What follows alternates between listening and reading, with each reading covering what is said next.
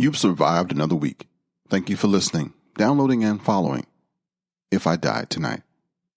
This week, a little bit different. Originally, I had decided to make the month of May dedicated to women, and I was going to try to do something especially for women listeners and those who know of women and inspire and all that good stuff. And then life happened. My wife is currently in the hospital, and it set me back a few decades, actually. I'm thinking about a whole bunch of stuff that I haven't thought about in a while. This week we would have celebrated our 30th anniversary together, but instead will be in surgery on that day. People are funny. Some people celebrate with you. Some people say nice things, but they secretly wonder, how'd you make it that far? Or, I know you. It wasn't all 30 years of happiness, and that's true. I gave my wife hell for the first 10 years. I wasn't mature as she was. It took me a while to catch up, but thanks be to God that she allowed me the opportunity to. So this week, no special guest, no insightful stuff. Just I wanted to let you know that today was going to be short, or this week was going to be short, as we're still dealing with some stuff in the family. But I didn't want to leave you out. I've been watching the news. I've been reading all the accounts of people who have taken their own lives over the last few weeks, months. A lot of people don't have hope, have already canceled themselves out. They feel like failures. Failure is a strong motivator for destruction. Everybody tries to avoid failure because they think that it's bad. But believe it or not, we learn quicker from our mistakes. Think about it. If there's any bad part about failure, is that some people don't try to change. They just let it go. They fall, they do stupid stuff, they say things, they operate in a way that didn't work, but they don't change. That's when failure is a negative. Our brain doesn't learn from success. The brain learns from the intense scrutiny after the failure to chunk whatever you're trying to do into 4 or 5 different parts and figure out what part of the sequence was out of order or didn't work right, and then make a decision to change the way you're going. And then fire up those circuits again. But when you get mad at the failure, it masks the reason for the failure. Therefore, no learning occurs. Failure is the first step in the learning curve. You learn very little from success. All great performers have 2 things in common. They can control their emotions and have a greater tolerance for failure and setback than anybody else. They realize that even if they won an event, they know that there are several things they could have done better. They sometimes have a very hard time savoring victory because they know within their hearts they could have done better. That's the difference between winners and losers. Too many of us are just trying to get by. Most people are trying not to fail. Therefore, they'll never learn and they'll never get better. And because of their mindset, they're destined to live a life of mediocrity. Mediocrity. That's not a good way to live. Just getting by. You know, it's safe for a boat to stay at a dock in a harbor, but that's not what it's made for. If a boat just sits there over time, that boat will start to rot because it's sitting still. We're the same. We become more afraid to fail than to succeed because we forgot that the first step to learning anything is failure. You got to accept it.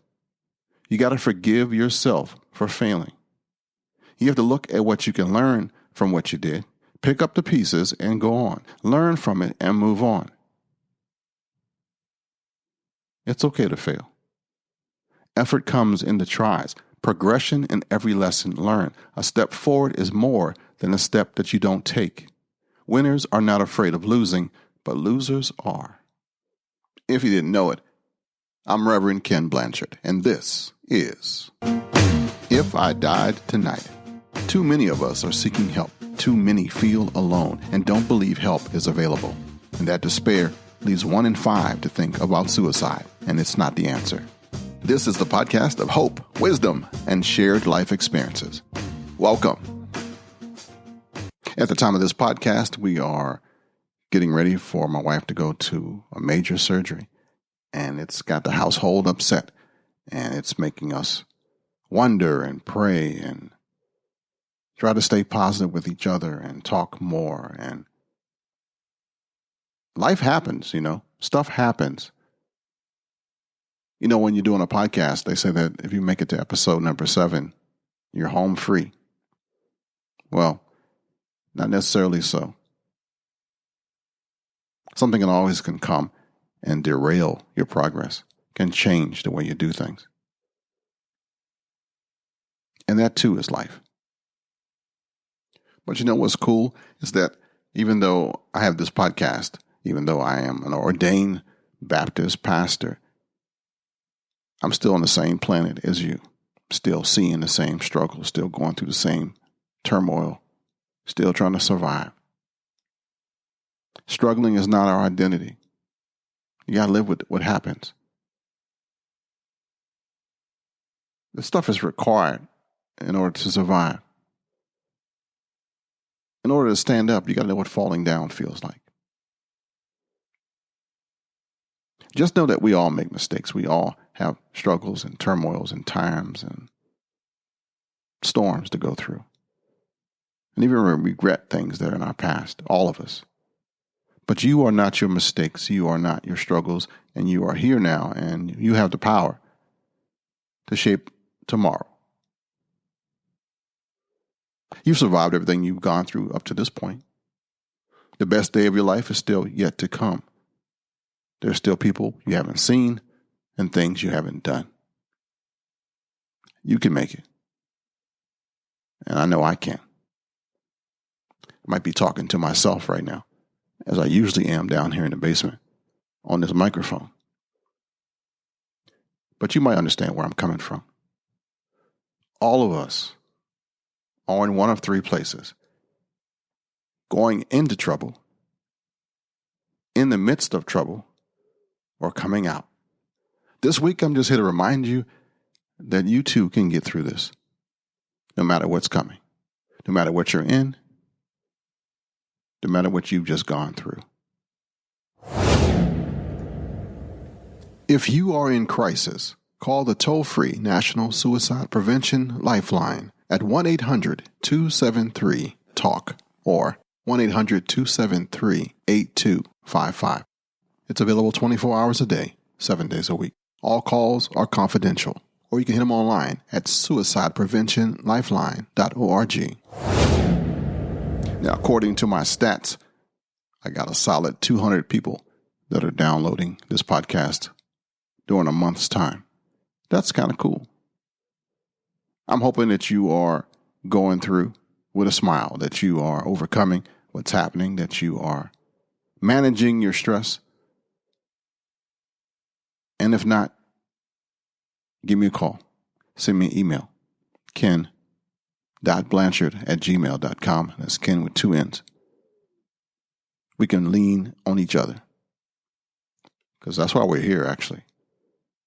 You're not alone. No, you're not.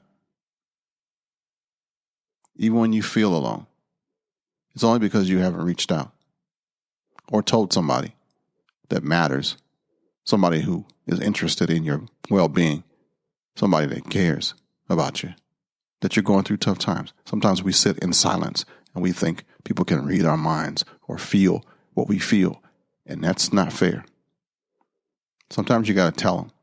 And then you got to qualify that too, because some people are just butts. They only care about themselves.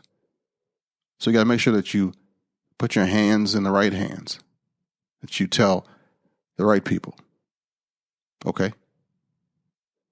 That's all I got for this week. But it was solid. Just in case nobody else has told you this today, I love you. And there's not a damn thing you can do about it. Until next time. Shalom, baby.